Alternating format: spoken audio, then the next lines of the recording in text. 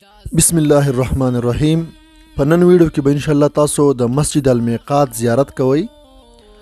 او د دې نه علاوه به د دې جومات تاریخ او فضیلت هم وپیژنئ ان شاء الله.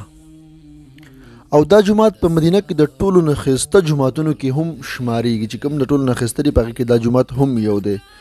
او دا څه عام وجه نه ده چې په دې جومات کې دننه تاسو چې کوم دی نو ونې یا بوټي وینئ. په مدینه منوره کې بل داسې مسجد نشته دی چې په هغې کې ونې وي یا بوټي وي دننه.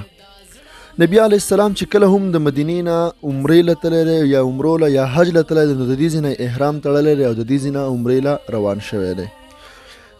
دا جومات په مدینه کې په وادي عقیق کې دی او د دې یو نوم مسجد شجره هم دی او شجره په عربۍ کې ونې ته وایي. دلته یو ونه وه چې نبی علیه السلام به کله هم دلته تشریف راوړو نو د دغه ونې ته به یې خپله چې کومه سورلۍ به ورسره وه سواري به ورسره وه نو هغه به دې ته وتړله او دلته به یې مونځ کولو. د دې په باره کې یو حدیث شریف هم دی چې نبی علیه السلام فرمایلی دي چې ماله د شپې یو ځلې فرشته راغله او ما ته یې وفرمایل چې د الله تعالی حکم ده چې ته لاړ شه او په دې وادي مبارکي ته لاړ شه او دلته مونځ وکړه. دا جومات چې کوم دی په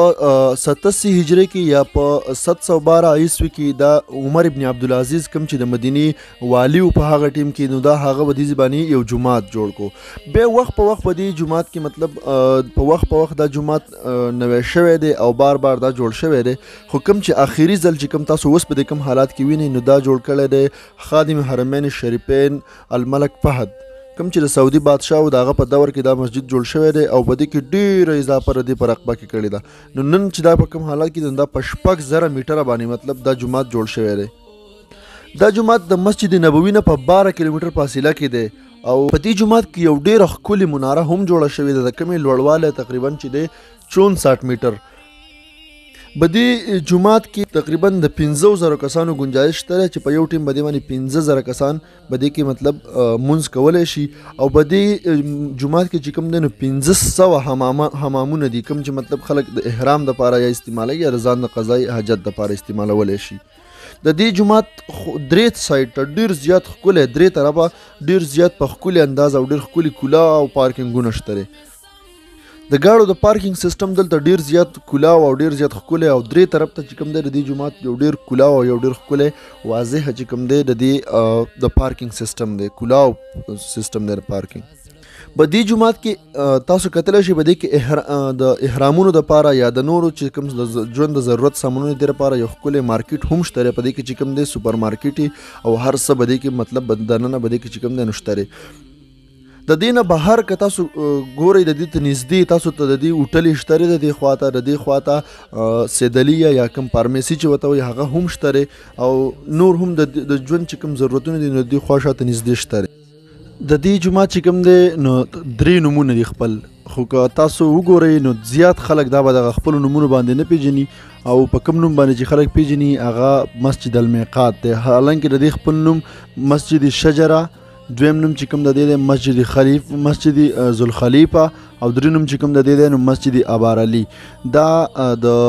دا د مکې د ټولو نه لرې چې کوم میقات دی نو هغه دا په مدینه کې چې کوم دی مسجد ذوالخلیفه دا د مکې د ټولو نه لرې میقات دی. کله چې د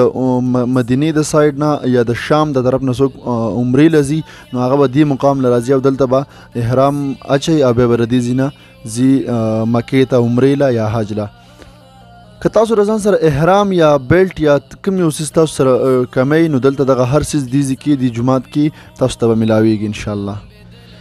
دې ته شجره ولې وایي چې په دې جومات خواته چې کوم په کوم ځای چې دا جومات دی په دې ځای کې شجره په عربۍ کې ونې ته وایي او دلته په د نبي علیه السلام په زمانه کې یا په وخت کې دلته یوه ونه وه چې کله به نبی علیه السلام عمرې له یا حج له تو نو دلته به دغه ونې ته خپله سواري وتړل او دلته یو 2 کویانو ابار اصل کې کویي ته وایي نو دلته یو 2 کویانو نو هغې وجې نه به هغه کویانو کې به خلکو مطلب اودسونه به دلته وکړل او بیا به دلته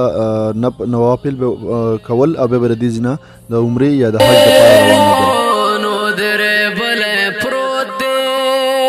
اوس کراستون شي اوس به هغه مخلص نه کړې پیدا اوس کراستون شي اوس به هغه مخلص نه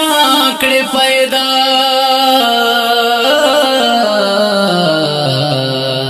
د دستا پتلو پسې د دومره کړې دل پروت دی دستا پتلو پسې د دومره کړې دل پروت دی کندر ښکارا مې کړو سینا کې مې چاودل پروت دی چاودل پروت دی دا زړه مې سم دستا غمونو درې بل پروت دی نو درې بل پروت دی دا زړه مې سم دستا غمونو درې بل پروت دی دا زړه مې سم دستا غمونو درې بل پروت دی کندر ښکارا مې کړو سینا کې مې چاودل پروت دی हमारा यासर भाई है लाहौर से यहाँ टैक्सी कर रहे यहाँ आप जब मदीना आओगे ना तो पूरा जब आपको ज़ियारत जाना हो कहीं भी जाना हो तो इंशाल्लाह यासर भाई से आप रब्ता कर सकते हैं मैं इसका नंबर भी आपको दे दूँगा स्क्रीन पे भी लिख दूँगा और यहाँ आपको जो नंबर है ये आप इससे लिख सकते हैं ठीक है तो इंशाल्लाह जब भी आप आओगे तो यासर भाई से रब्ता किया करें इंशाल्लाह ये आपको पूरा मदीना में घुमाएगा ठीक है भाई सलाम अलैकुम।